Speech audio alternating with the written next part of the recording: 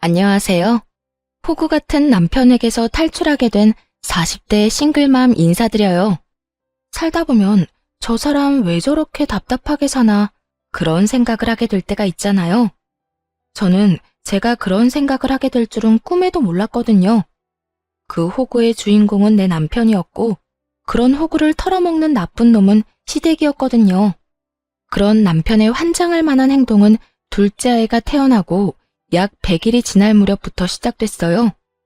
그전에는 착한 사람이라고만 생각했지 그게 호구짓이라는 생각을 한 번도 해본 적은 없거든요. 그런데 이번에 터진 그 일로 저는 남편이 호구 중에서도 상호구라는 것을 눈치챌 수 있었죠. 어느 날 퇴근 시간이 아닌데 일찍 집에 돌아온 남편과 마주했어요. 저는 그때 첫째 아이를 어린이집에 보내고 둘째 아이를 돌보고 있었죠. 아직 100일밖에 되지 않은 아이라 부모의 손이 많이 필요했거든요. 그런데 남편이 일찍 오니 연차라도 썼나 보다 하고 가볍게 생각했어요. 그런데 그 뒤에 나온 남편의 말은 전혀 가볍지가 않더군요. 웬일이야? 오늘 일찍 왔네? 둘째 봐주려고 일찍 온 거야? 저는 장난스럽게 남편에게 물었고 남편은 이상한 표정으로 저를 보더군요. 그러더니 한숨을 푹 쉬고는 말하더라고요. 여보, 나 일 그만뒀어. 갑자기 그게 무슨 말이야? 일을 그만둔다니. 당신 일한 지 얼마나 됐다고 일을 그만둬? 애가 지금 둘이야. 거기다 하나는 100일밖에 안 되고. 내가 프리랜서로 일하긴 하지만 그거 가지고 택도 없다는 거 당신도 잘 알잖아. 혹시 회사에서 무슨 일 있었어? 그냥 좀 회사에서 일이 있었는데 권고사직 당했어. 제발 일 그만둬 달라고 하더라. 솔직히 내가 뭘 잘못한지도 모르겠고 나한테 컴플레인이 계속 온다는데 그것도 뭔지 모르겠어. 근데 원래부터 내가 그렇게 그 회사에 애정을 가지고 있었던 건 아니잖아. 여보, 그 문제가 아니야. 분명히 당신이 힘들면 그만둘 순 있어. 하지만 나한테 상의라도 했어야지. 지금 당장 돈도 없는데 당신까지 일 그만두면 우린 어떡하냐고. 괜찮아. 형이 연락해줬어. 자기 회사로 들어오래. 아주버님이? 저는 남편의 그 말에 기분이 확 안 좋아졌어요. 아주버님과 형님네는 저와 그렇게 좋은 관계는 아니었거든요. 그렇다고 눈에 띄게 자주 부딪히는 건 아니었지만 그렇다고 그 사람들이 남편에게 굉장히 잘하는 것도 아니었거든요. 게다가 저는 가까운 사이에는 도리어 이런 일 안 하는 게 낫다고 생각하는 사람이라 난색을 표할 수밖에 없었어요. 괜찮아. 형이 지금보다 훨씬 좋은 조건으로 고용해주겠대. 그리고 엄마도 형 밑에서 일하면 더 나을 거라고 이야기해줬고. 당신만 허락하면 형 밑에서 일해보고 싶은데 어때? 미안한데 나는 정말 별로야. 당신도 알겠지만 아주버님 딸밖에 없다고 어머님이 매번 뭐라고 하시잖아. 그러면서 우리 애들은 두둔하니까 그거 눈치 보는 것만으로도 나는 버거워. 혹시라도 당신이 형 밑에서 일하다가 어머님 한마디에 서운해서 당신한테 해코지 할까봐 겁도 나고. 솔직히 나는 시댁도 아주버님도 가까이 하고 싶진 않다고. 내 자식 좋은 대접 받는다고 남의 자식 힘든 거 보고만 있는 것도 좀 아니잖아. 당신이 아주버님네랑 가까워지면 가까워질수록 그런 상황이 더 많을까봐 걱정부터 된다고. 무슨 생각을 그렇게까지 해? 그런 거 아니야. 어머니는 우리 애들 좋아하는 것 뿐이고 형네는 부러워하는 거지.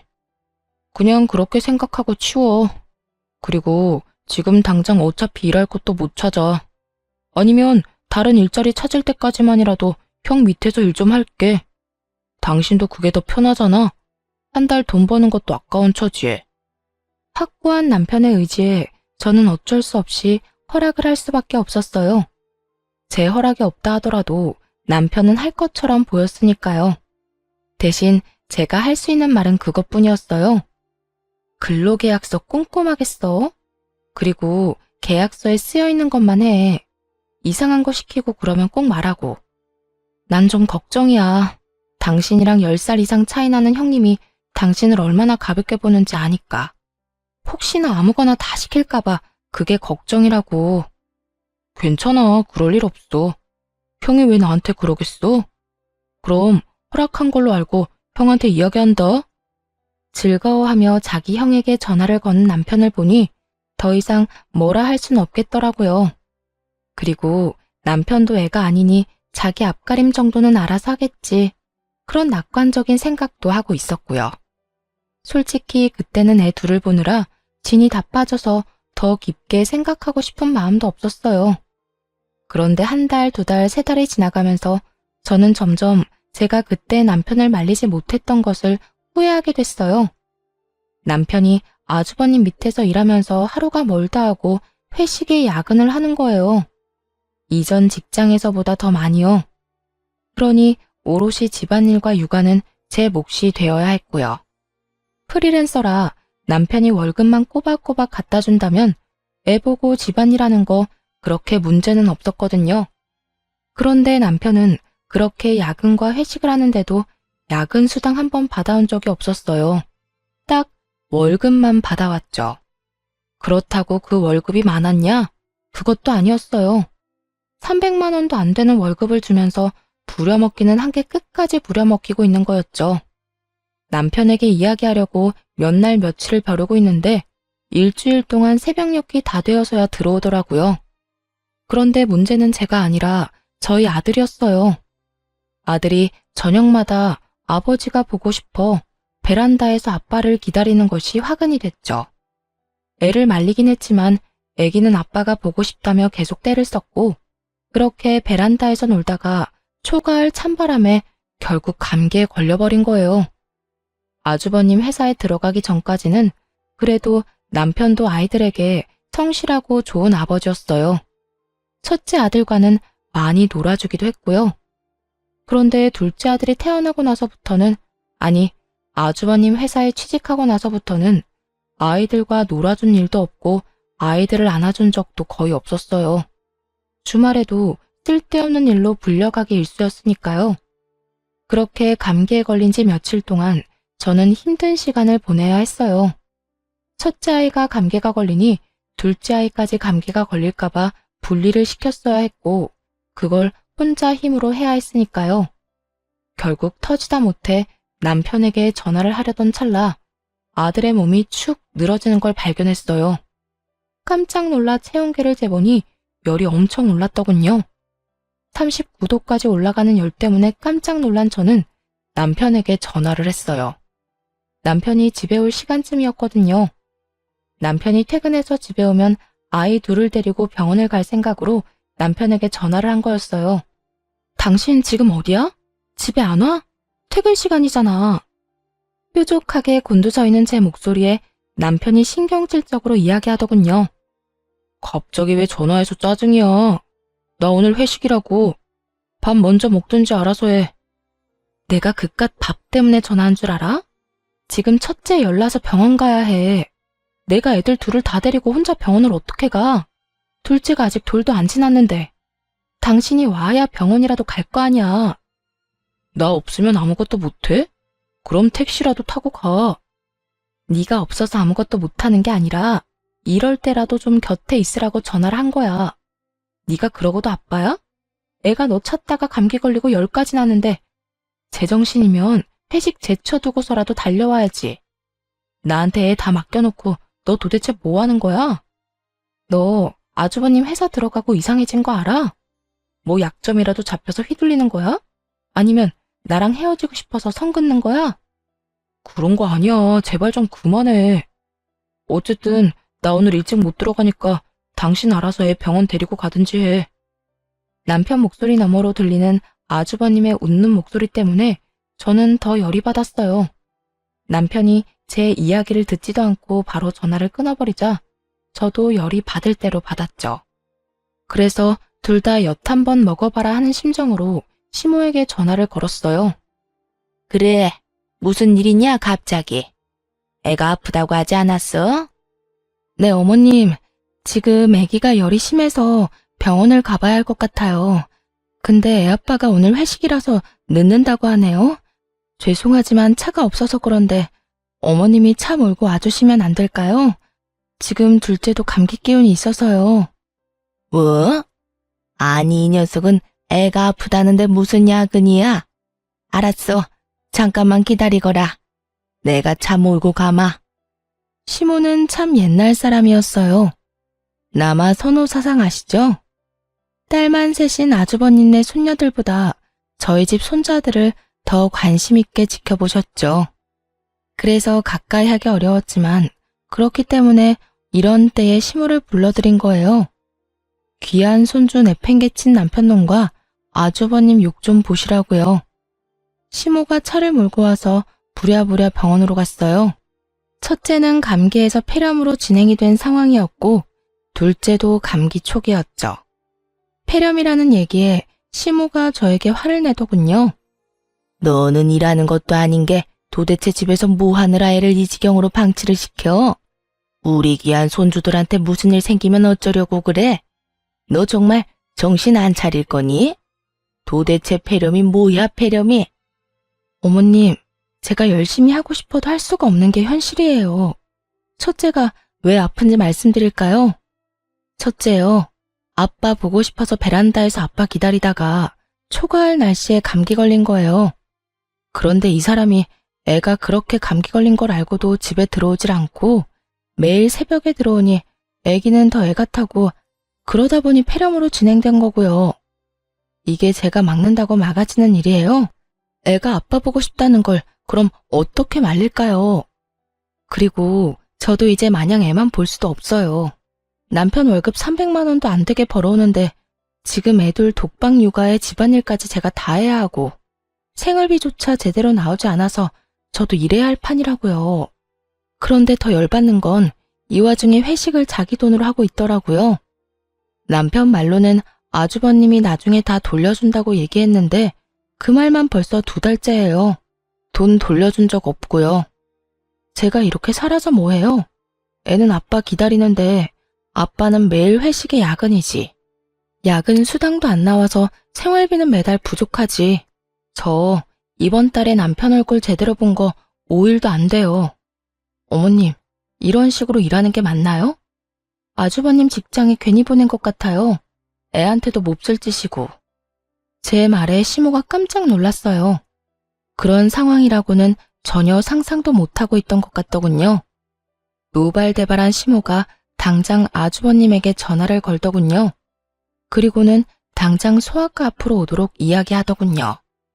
너 동생 데리고 쓸데없는 일 하고 다닐래? 무슨 야근이랑 회식이 이렇게 많아? 너 동생 그러려고 데리고 갔니? 엄마가 이야기했지? 동생 제대로 돌봐주라고.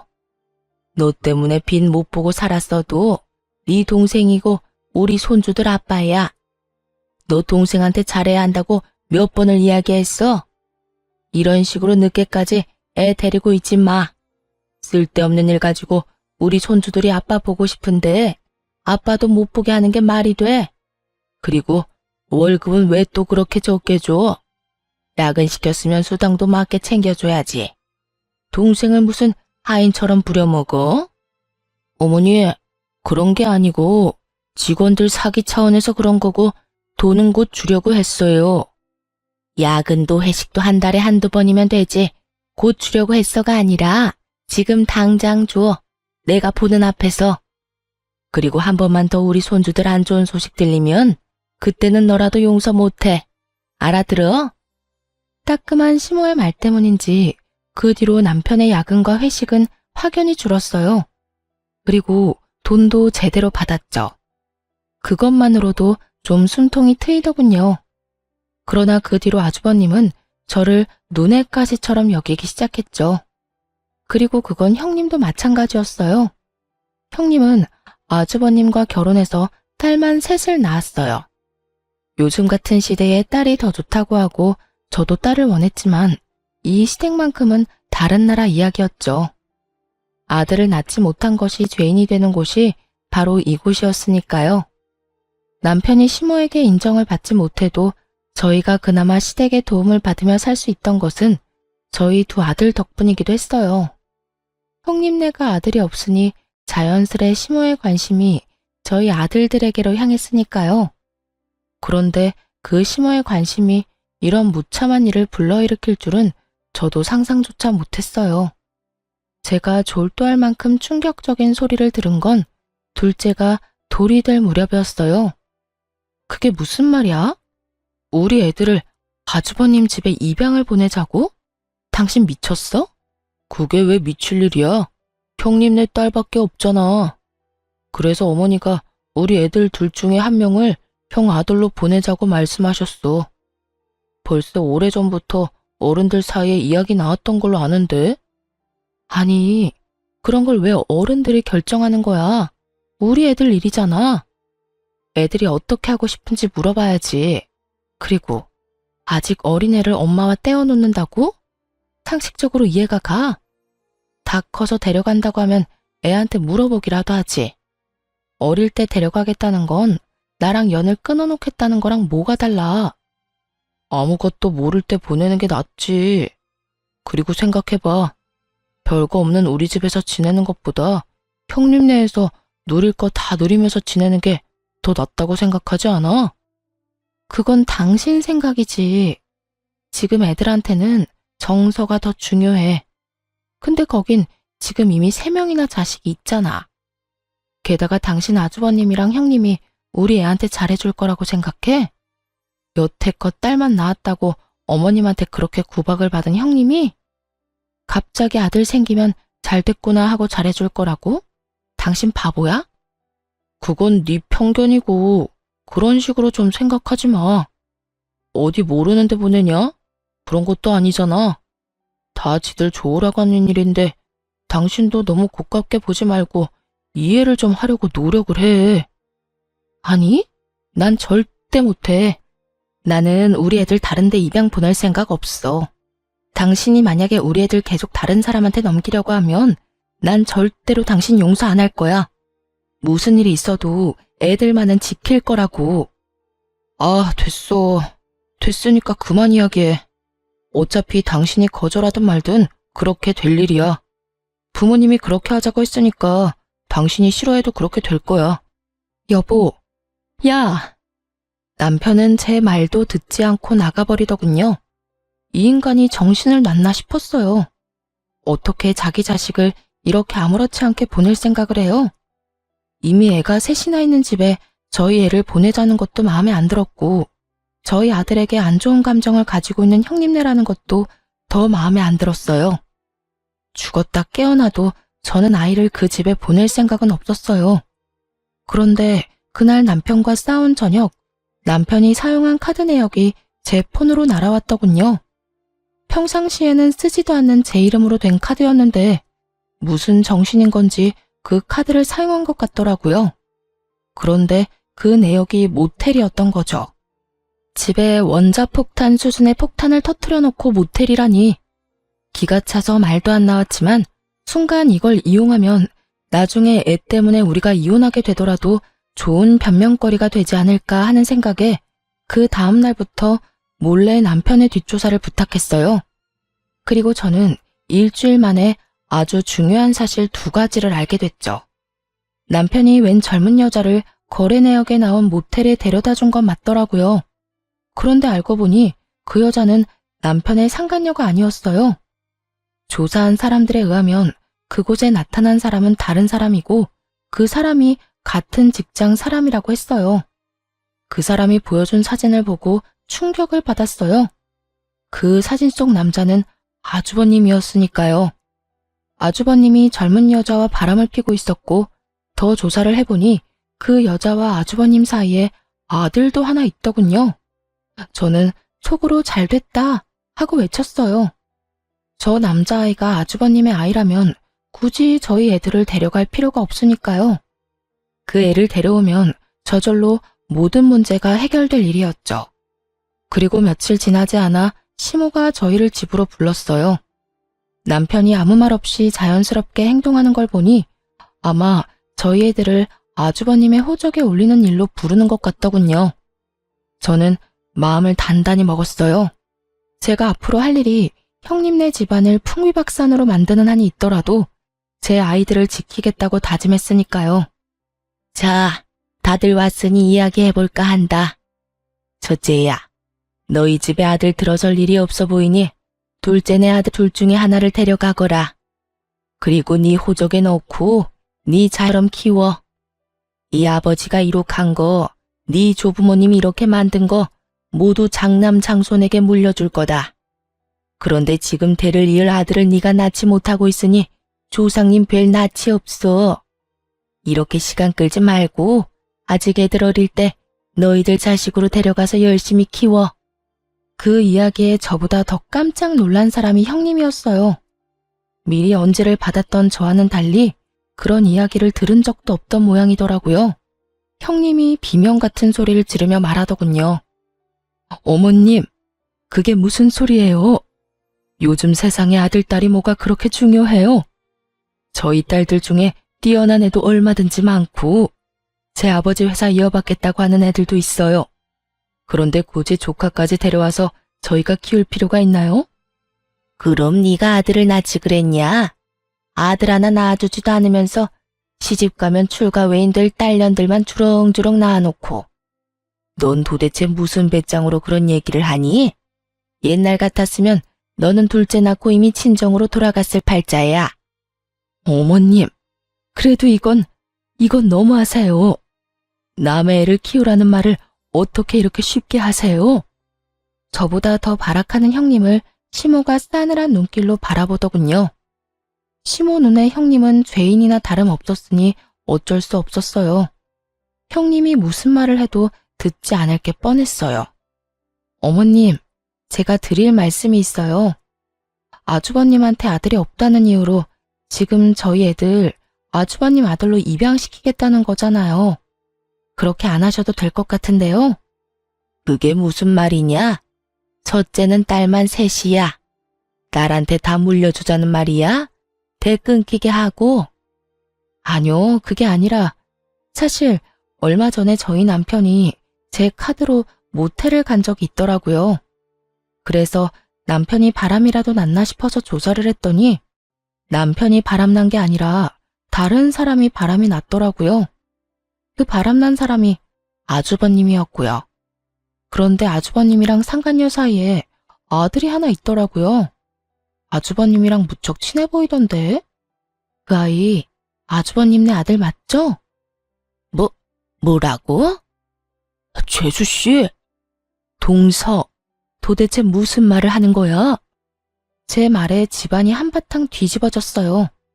형님은 제게 무슨 소리 하느냐며 말도 안 되는 소리 하지 말라며 소리를 질렀고 아주버님은 저를 째려보기만 하더군요. 그런 아주버님을 보며 말했어요. 어머님, 저는 저희 애들 아주버님네 보낼 생각 절대 없어요. 그러니까 그 아들 데리고 와서 손수 삼는 게 어떨까 싶네요. 아주버님 아들이기도 하고. 재수씨, 지금 뭐 하는 거예요? 어떻게 내 뒷조사를 할 수가 있어? 그러는 재수씨는 털어서 먼지 하나 안 나올 것 같아? 나도 당신 뒷조사 한번 해볼까? 뒷조사 하시든 말든 상관없는데 저는 제 아이 지키기 위해서라면 뭐든지 합니다. 그리고 뭐라도 이용해야죠. 어차피 데려가서 곱게 키울 것도 아니면서. 제 남편한테 하는 것만 봐도 애한테 어떻게 할지 안 봐도 뻔하지 않나요? 여보, 그만 좀 해. 도대체 왜 이러는 거야? 왜 그런 얘기하기를 여기서 하는 거냐고. 여기 아니면 어디서 해? 여기서만 할 수 있는 말이잖아. 우리 애들 안 뺏기려면 무슨 말인들 못해? 당신이야말로 도대체 무슨 생각이야?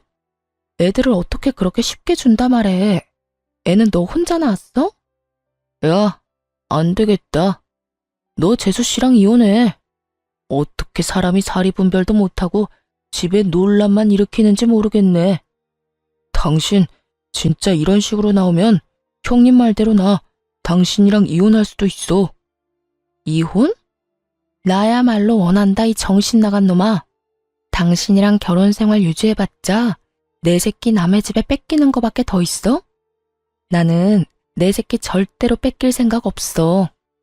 우리 이혼하더라도 친권 양육권은 내가 다 가져갈 거야. 그건 당신도 못 막아. 왜 내가 못 막아? 내가 아빠인데. 내가 원하면 애들 다 내가 데려올 수도 있어. 결국 애 입양과 관련된 주제는 변질되어 저희 부부 이혼 이야기로 확대되어 버렸어요. 그러자 시모가 소리를 지르더군요. 다들 조용히 하거라. 왜 갑자기 이런 이야기가 나온 거니? 그리고 왜 갑자기 첫째네 이야기까지 나온 거야? 그런 방법을 찾을 만큼 제가 절박하다는 뜻이에요. 저는 아무리 어머님 뜻이라도 애들 못 줘요. 그렇게 싫어? 이혼을 하고 싶을 정도로? 그런데 나도 우리 손주들은 포기 못한다. 이혼하고 싶으면 하렴. 나는 절대로 애들 친권이랑 양육권은 너한테 넘길 생각 없으니까. 그리고 첫째, 넌 네 상간녀랑 애 데리고 한번 집에 와라. 내가 보고 결정할 테니까. 제 이혼에 남편보다 시모가 더 큰 산이 되었지만 저는 크게 후회는 안 했어요. 제가 숨겨둔 비장의 수가 있었으니까요. 그렇게 저와 남편의 이혼 소송이 진행됐어요. 그리고 제 예상대로 시모는 아이들의 친권과 양육권을 가져오기 위해 기를 쓰고 소송에 임하더군요. 저도 질 생각은 없었어요. 시부모님은 저희 아이들을 아주버님 집에서 부유하게 키울 수 있다고 설득하려 애쓰더군요. 자칫 잘못하면 능력도 없는 제가 애들 친권을 뺏길 수도 있었죠. 하지만 저희 집 거실에서 녹화된 동영상에 순식간에 그 설득은 묵살되고 말았어요. 야, 저리 안 떨어져? 내가 왜 너희를 돌봐야 해? 어머님도 너무하시지. 어떻게 얘네들을 나한테 맡겨? 오지 말라고. 형님이 다가오는 저희 첫째에게 소리를 지르며 가까이 다가오지 못하게 하는 장면이 찍혀 있었거든요. 내 자식들은 귀여움도 못 봤는데 이 조그만한 게 남자라는 이유 하나만으로 우리 애들한테 갈 관심을 다 가져가잖아. 진짜 재수 없는 것들. 생긴 것도 지들 엄마랑 닮은 탓에 더 재수가 없어. 나중에 어머님 재산 얘들한테 다 물려준다고 하기 전에 아들 하나 낳아야 되는데 왜 소식이 없어? 진짜 짜증나 죽겠네. 야, 오지 말라고 했지? 이것들이 벌써부터 말도 안 들어 처먹고 난리야. 저번 시부 생일에 우리 집에 모였던 날의 영상이었어요. 저와 형님, 시모 이렇게 셋이 모여서 시부 생일상을 준비하고 있었는데 그 중간에 제가 모자란 물건을 사러 가야 했죠. 그리고 제가 나간 사이에 시모도 잠깐 형님에게 아이들을 맡기고 나가 모양이었고요. 제가 돌아왔을 때는 아무 일 없어 보였는데 그날따라 잠들지 못하고 칭얼거리는 애들 때문에 영상을 돌려봤던 거예요. 그리고 이걸 찾아냈고요. 그 영상을 보는 동안 시부모는 부들부들 떨고 형님은 얼굴이 새파랗게 질렸더군요. 어머님, 이게 무슨 일이냐면요. 제가 다 설명할 수 있어요.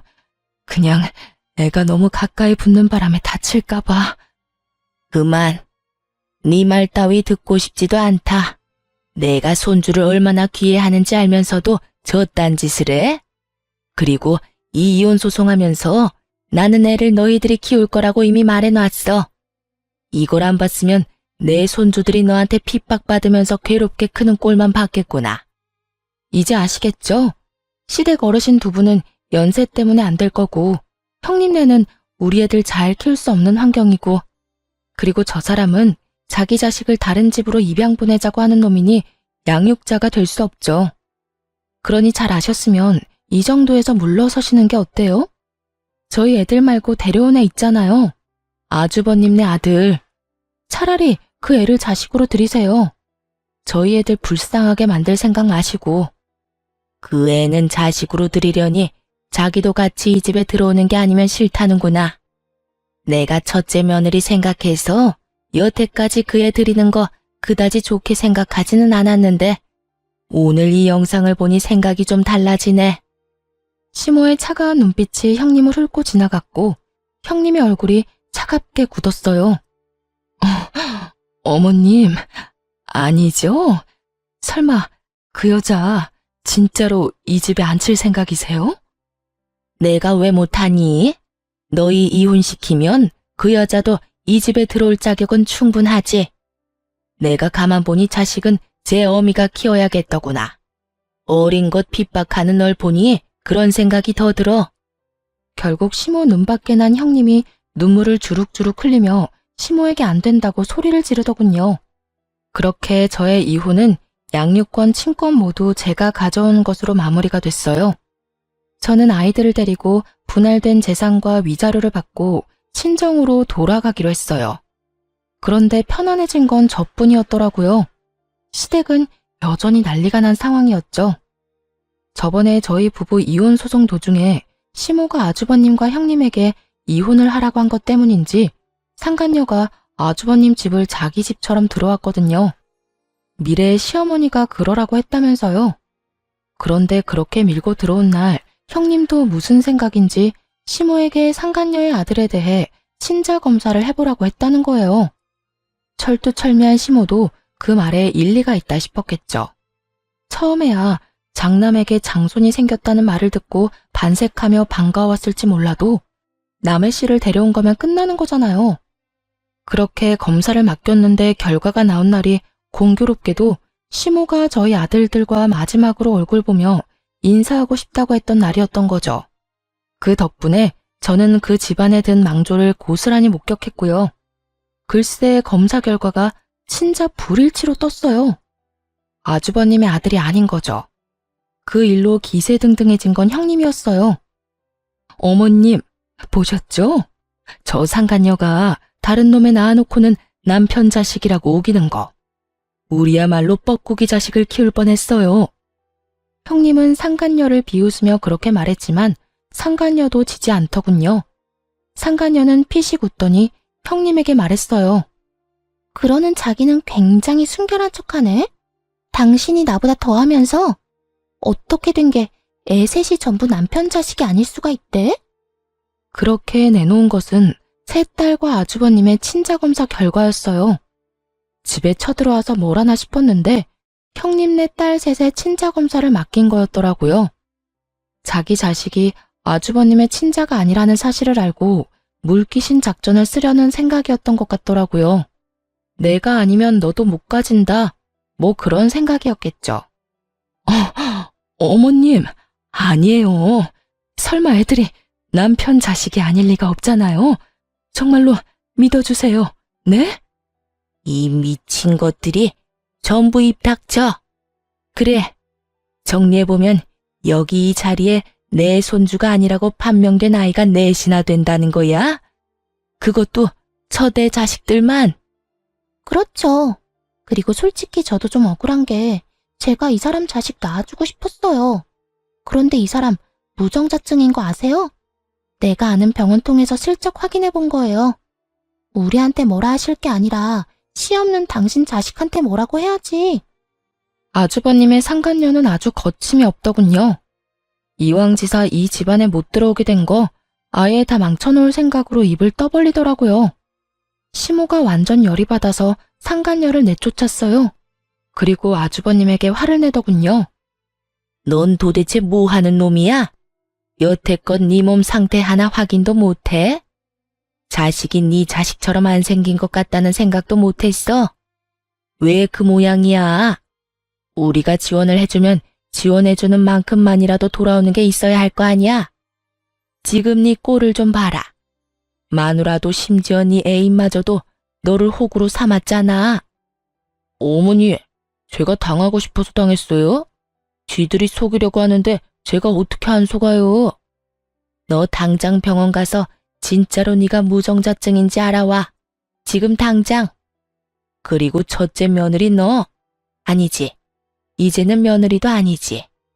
네 년도 당장 내 눈앞에서 꺼져. 네 새끼들 내 눈앞에 보이기만 해.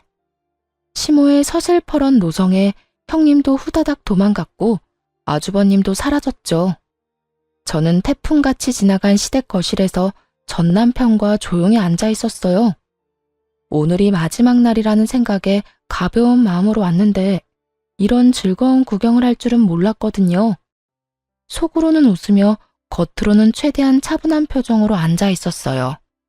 그랬더니 시모가 저를 보고 말하더군요. 너도 설마 딴 남자애들 데려온 건 아니지?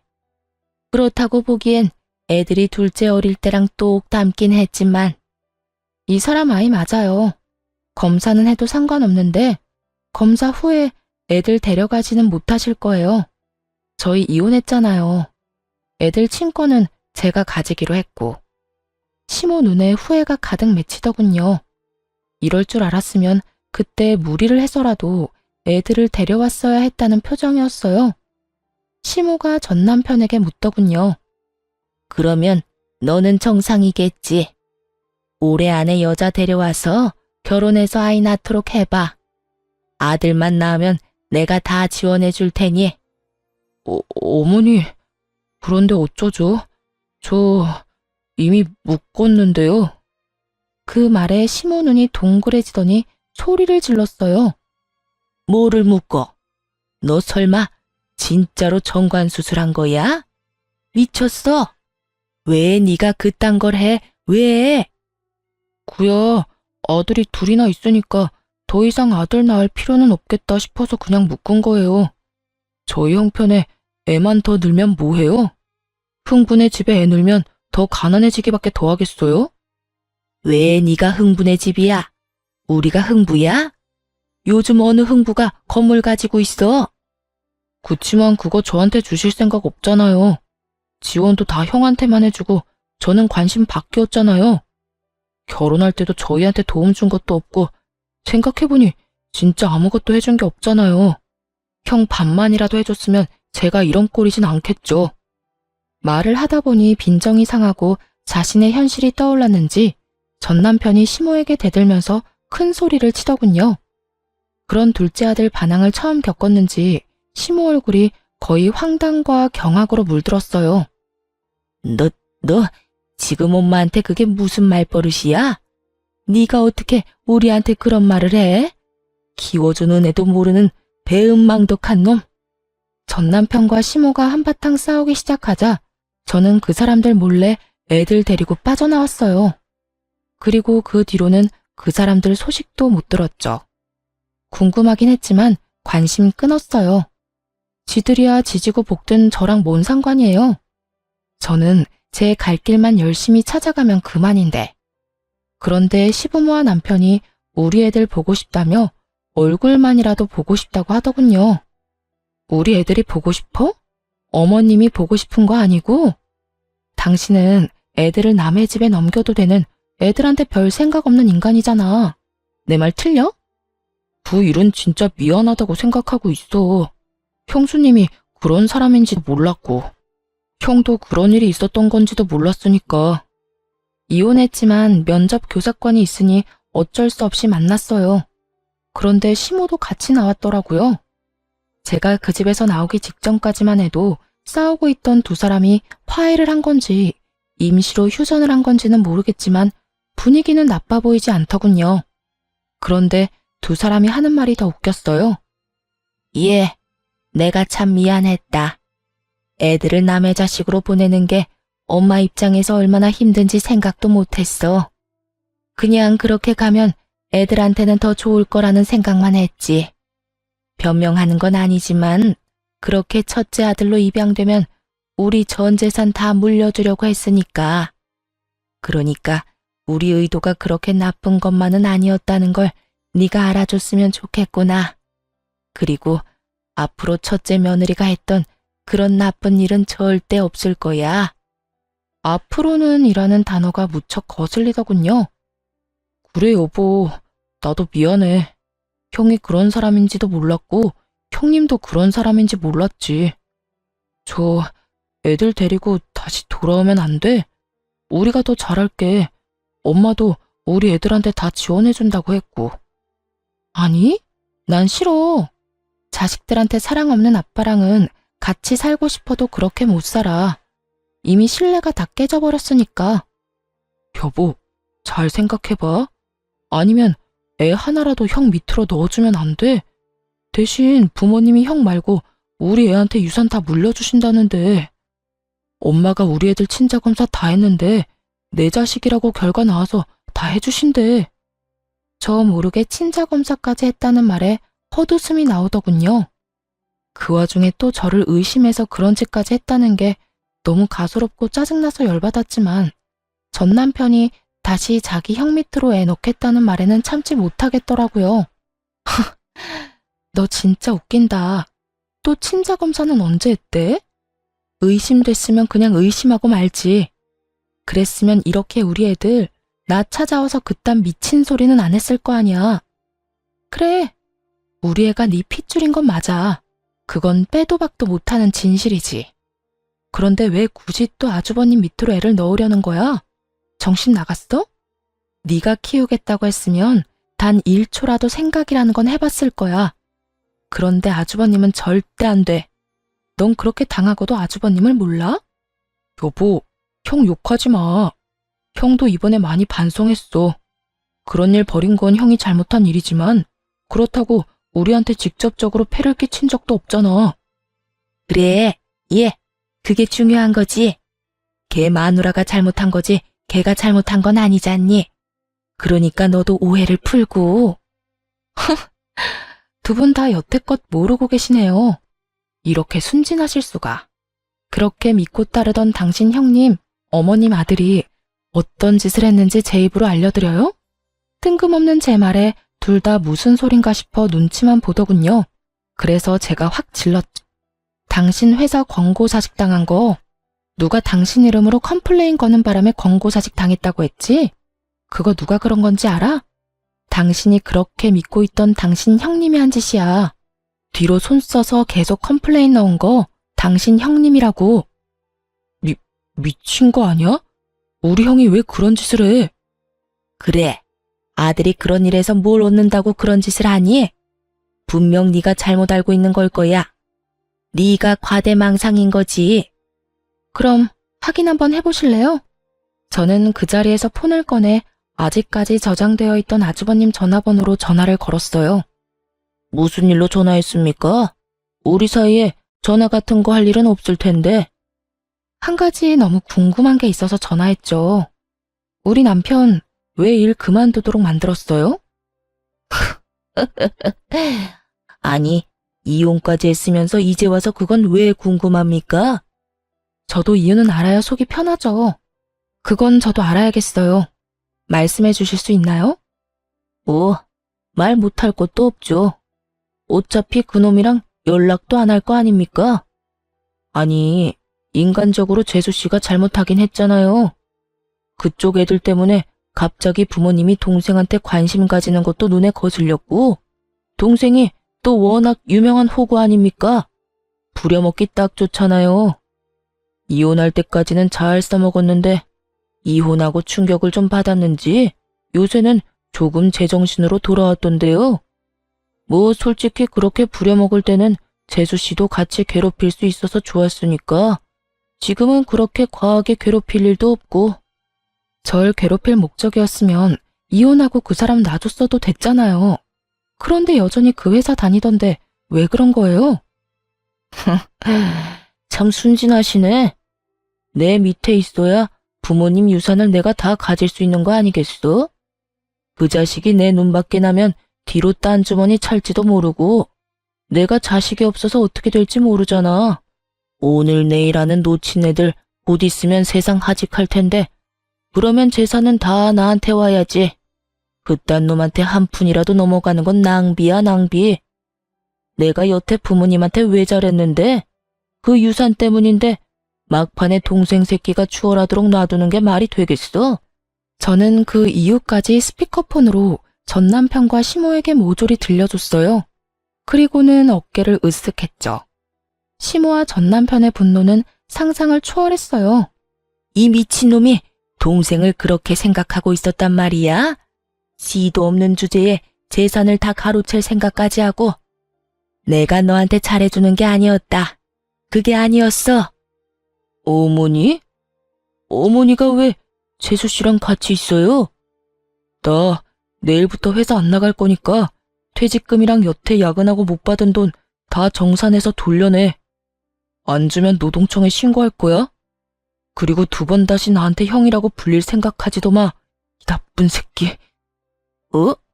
너까지 왜? 아이씨, 너희들 짜고 지금 나 엿먹인 거야? 재수 씨, 어떻게 이럴 수 있어요? 재수씨고 뭐고, 넌 이제 국물도 없을 줄 알아. 이 호로 자식 같으니라고. 너 같은 놈을 믿은 내가 미친년이지. 뭐? 오늘 내일 하는 노친네? 네가 네 부모님을 어떻게 생각하는지 잘 알았다. 결국 두 사람의 분노를 고스란히 받아내던 아주버님은 황급히 전화를 끊어버렸고 두 사람은 씩씩대며 본인들의 집으로 돌아갔어요. 나중에 들어보니 시부모 재산은 사회에 환원하기로 유언장을 작성했다고 하더군요. 그거 듣고 아주버님과 전 남편 어떻게 그럴 수 있냐고 난리치고 그날 완전 동네 떠나가라 소리쳤답니다. 전 남편은 그제야 제정신이 들었는지 새 직장 찾으러 떠났지만 이미 나이도 들었고 경력은 별거 없는 상태였으니 취직도 제대로 못하고 상하차 알바를 하고 있다더군요. 힘쓰는 일 하느라 골병 들었다고 하더라고요. 그리고 이 집의 최대 빌런 아주버님은 와이프에게 이혼당하고 시댁에 들어와 살고 있었다는데 이번에 동생 호구로 잡고 부모님 유산 탐낸 것 때문에 시모가 시댁에서 쫓아냈다고 하더라고요. 정말 시댁이라는 그 견고해 보이던 성이 와장창 무너지는 건 정말 순식간이더군요. 저는 아이도 지키고 재산 분할도 받았으며 위자료까지 받고 친정집에서 애 키우며 살고 있어요. 정말 이혼을 결정하고서 무슨 정신이었는지도 모를 정도로 바쁘게 살았어요. 호구였던 전 남편과 그런 호구를 뜯어먹으려 했던 시아주버님, 그리고 그런 두 자식에게 배신당한 시부모까지 아주 대환장 파티를 한번 겪고 나니 솔직히 이혼하길 잘했다는 생각밖에 들지 않더군요. 그런 환경에서 애를 키우면 더 안 될 것 같다는 생각만 들었으니까요. 저처럼 답답한 분들도 많이 있을 거예요. 여러분, 호구와 성격 좋은 건 다르더라고요. 그걸 착각하면 저처럼 고생하게 될 수도 있으니 주변을 잘 살펴보세요. 후회는 언제나 지각생이죠. 그래도 지각을 하더라도 빨리 벗어나는 건 무엇보다 더 중요하다고 말하고 싶네요. 언제까지고 후회만 하고 있다가는 언젠가 자신의 삶마저 휘말릴 수도 있으니까요. 제 사연 읽어주셔서 감사합니다. 여러분에게는 밝은 앞날만이 함께하길 바래요.